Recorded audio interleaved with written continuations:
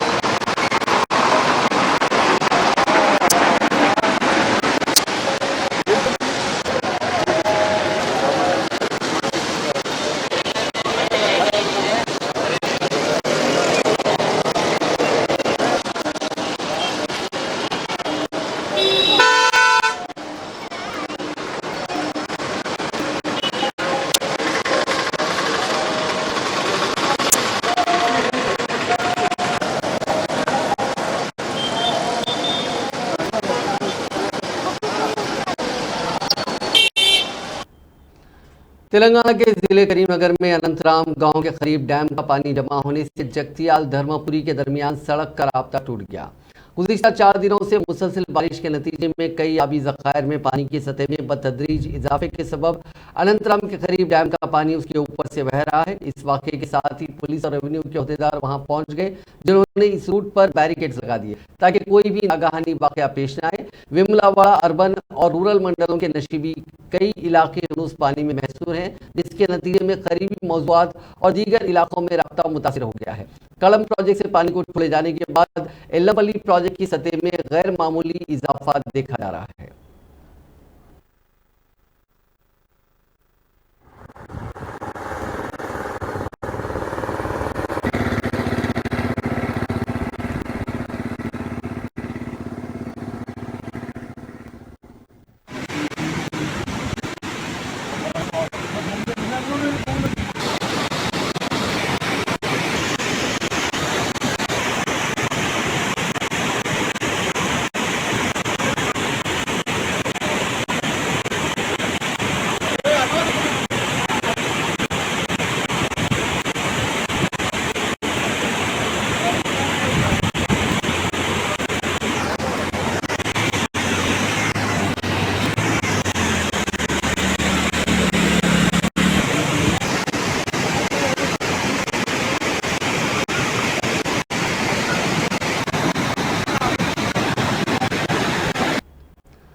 तेलंगाना में गुज़िश्ता एक हफ्ते से जारी मुसलसल बारिश की वजह से कई अजला के तालाबों और डैम से भारी तादाद में मछलियां पकड़ी जा रही हैं। बाज़ मकामात पर मछलियां सड़कों पर निकल आई हैं। नलगुंडा जिले के शोरा गोरारम प्रोजेक्ट में मच्छरों के हाथों एक 16 किलो वजनी मछली पकड़ी गई, जो 4 फीट लंबी बताई गई है। निजामाबाद के श्रीराम सागर प्रोजेक्ट और दीगर प्रोजेक्ट्स में भी बड़ी तादाद में मछलियां पकड़ी जा रही हैं।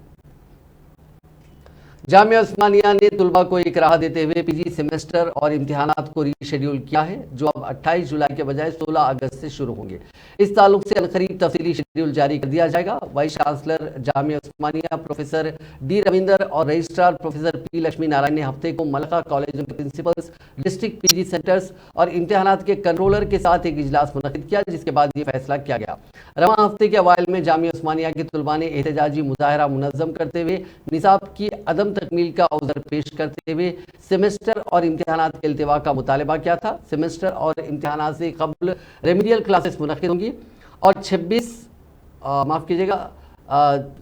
27 जुलाई को इंटरनल इम्तिहानात के इनेकाद का फैसला किया गया है। इजलास के दौरान MCJ यानी masters in communication and journalism course के लिए common post graduate entrance test को दोबारा मुनक्किद करने का भी फैसला किया गया, जिसकी तारीख का करीब ऐलान किया जाएगा। रियासत उत्तर प्रदेश में एक बस सैलाब के पानी में फंस गई। नजीबाबाद से हरिद्वार जा रही बस बिजनौर में कोटा नदी के तेज बहाव में फंस गई थी। लोग खौफजदा हो गए और जान बचाने के लिए बाज बस की छत पर चढ़ गए थे। बादशाह बस में मौजूद मुसाफिरों को JCB की मदद से बाहिफाजत बाहर निकालने में कामयाबी हासिल की गई।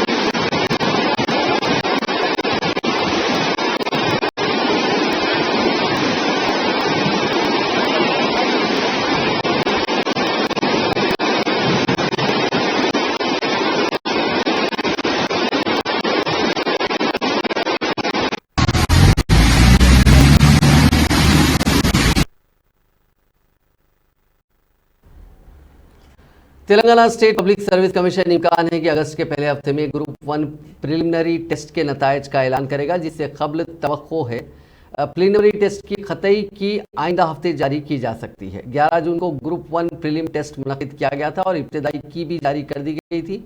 इतराज़ात माहिरीन की कमेटी से रुजू किए गए और तवक्को है कि पीर या मंगल को फाइनल की जारी कर दी जाएगी। इससे कबल कमीशन ने उम्मीदवारों की OMR शीट की स्कैन शुदा कॉपियां अपनी वेबसाइट पर अपलोड कर दी हैं। प्रीलिम टेस्ट के नताइज के ऐलान के बाद 25,150 उम्मीदवारों का इसकी शरह के हिसाब से 1:50 के हिसाब से मेन इम्तिहान के लिए इंतखाब किया जाएगा, जिसके लिए कमीशन तवक्को है कि 45 दिन से 2 माह का वक्त देगा।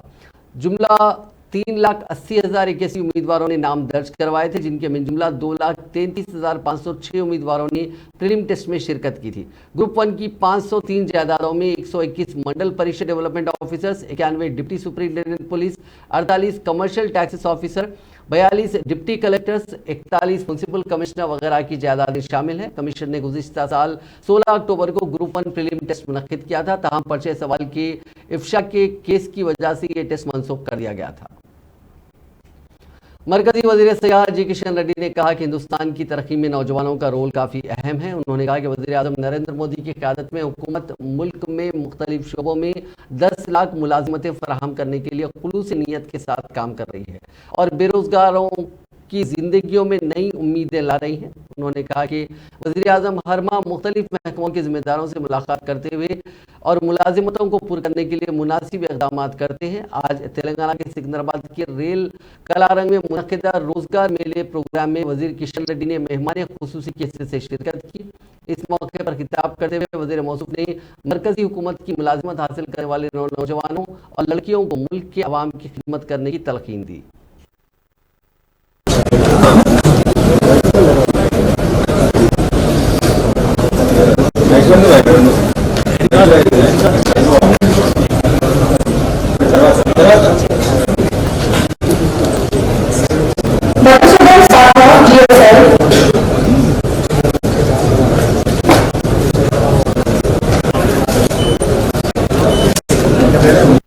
ప్రతి నెల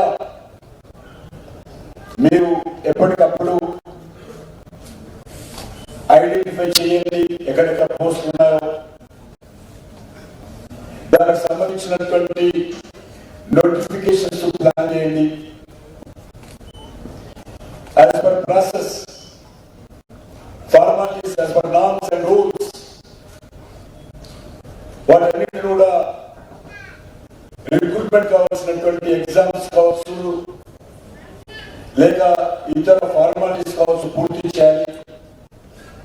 ఎవ్రీ మంత్ కనీసం 1,00,000 ఉద్యోగాలు భర్తీ చేసే ప్రయత్నం చేయాలని చెప్పి गवर्नमेंट ऑफ तालीम समाज और माशरे की तरक्की में अहम किरदार अदा करती है। जिस समाज में तालीम को अहमियत दी जाती है वो समाज मुसलसिल तरक्की करता रहता है।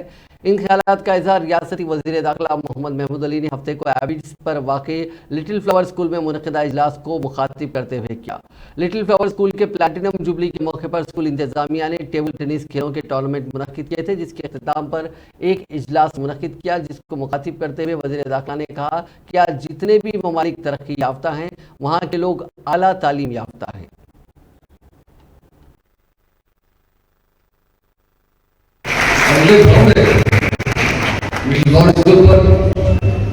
ये मैं समझता हूँ हमारा स्टेट है, हमारे इंडिया का सबसे बेस्ट स्कूल। मैं टीचर सबसे अप्रिशिएट करना चाहता हूँ हमारे प्रिंसिपल साहब को, ब्रदर शाहजहां अंगौली साहब को। बड़े नेक इंसान है, बड़ा मोहब्बत से बात करते हैं और हिंदी भी सीख लिए हैं।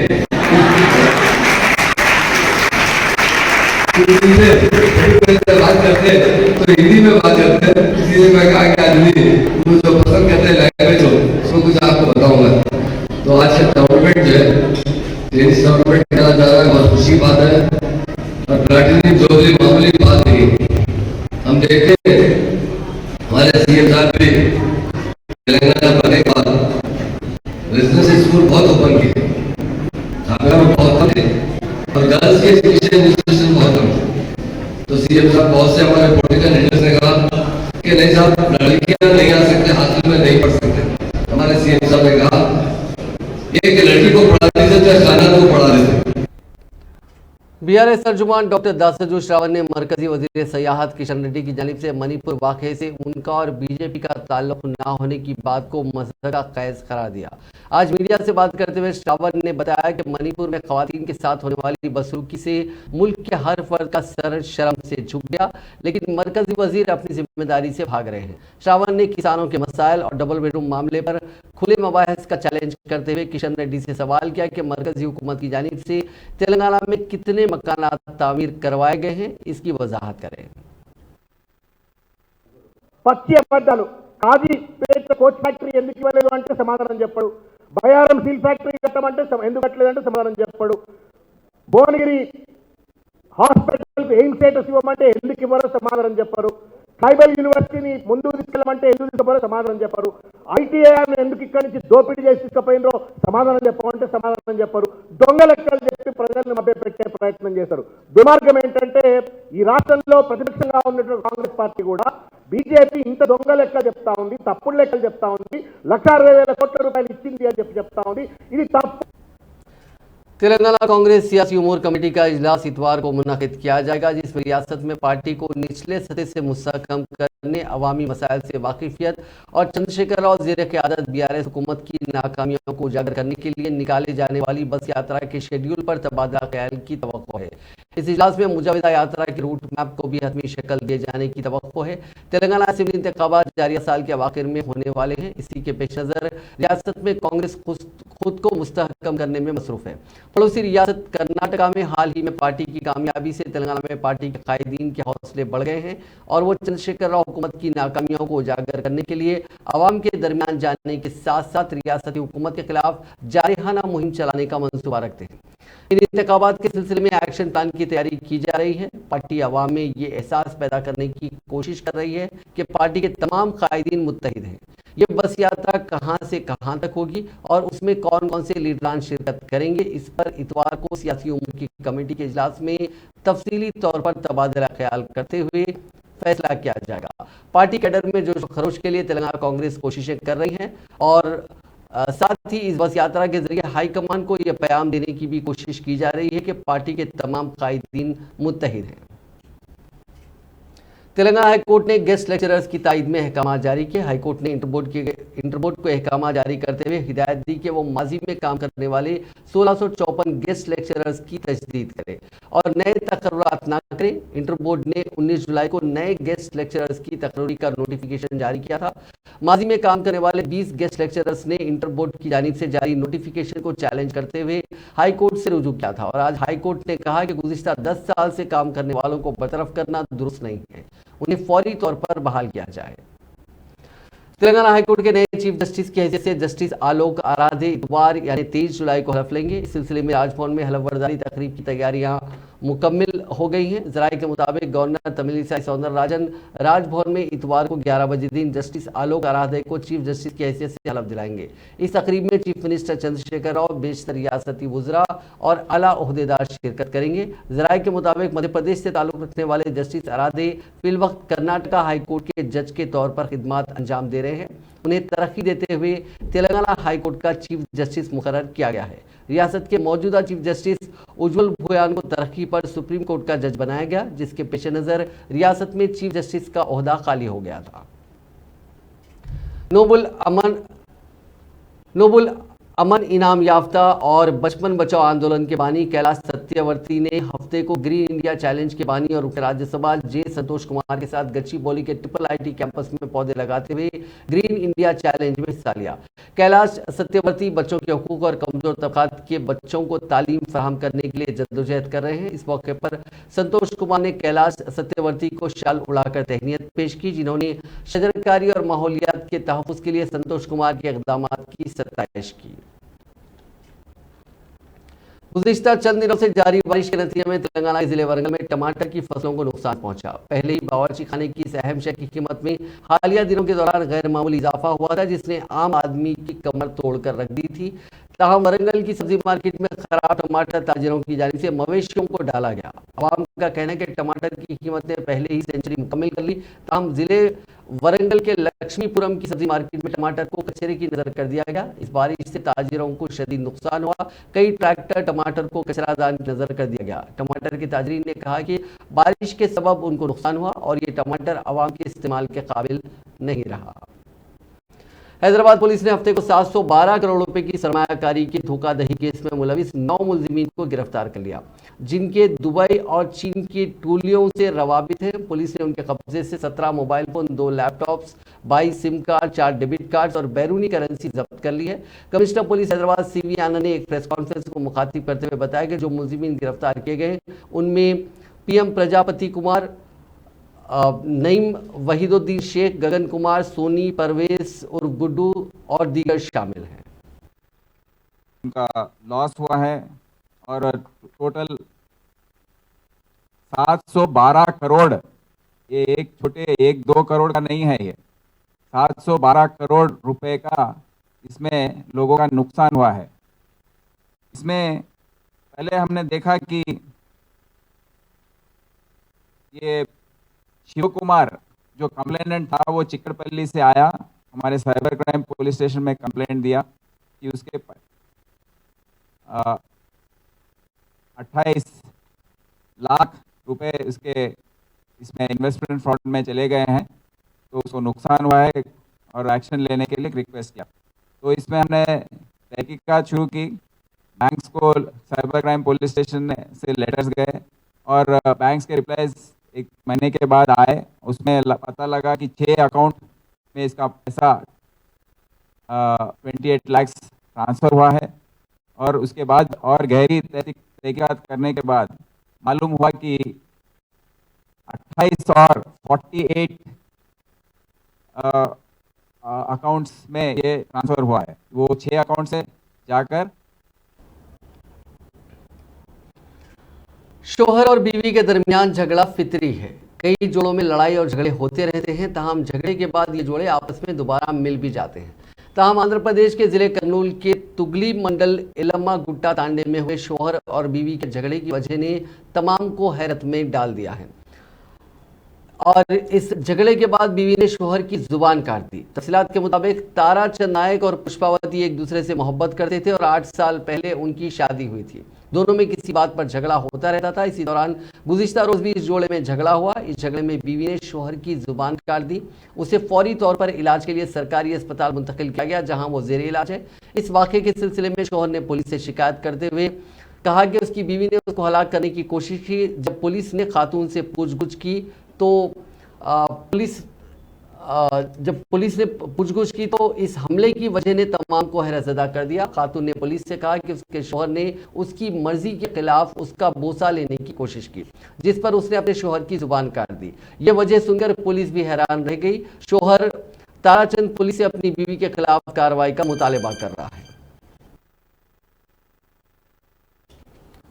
रेनीगुंटा रेलवे स्टेशन पर एक लड़की को बचा लिया गया, जिसका सर फर्स्ट प्लेटफॉर्म पर खेलने के दौरान स्टील के पिलर्स के दरमियान फंस गया था। इस वाक़े के साथ ही लड़की चीखो पुकार करने लगी। इस लड़की की शिनाख्त साई यशाशनी के तौर पर की गई। इस वाक़े के साथ ही फौरी तौर पर गवर्नमेंट रेलवे पुलिस और रेलवे स्टाफ ने रद्द-ए-अमल जाहिर करते हुए सूरत हाल को काबू में किया। इस लड़की को बचाने के लिए उसके वालिदैन की कोशिशों के बावजूद वो स्टील के पिलर को मोड़ नहीं सके। रेलवे के अहदेदारों के साथ मिलकर हुक्काम ने माहिर वेल्डर की मदद हासिल करते हुए लड़की को किसी भी किस्म का नुकसान पहुंचाए बगैर काफ़ी एहतियात से उसका सर इस पिलर से बाहर निकालने में कामयाबी हासिल की, जिसके साथ ही तमाम ने राहत की सांस ली। नाजरीन, इस न्यूज़ बुलेटिन में बस इतना ही। आप देखते रहिए INN चैनल।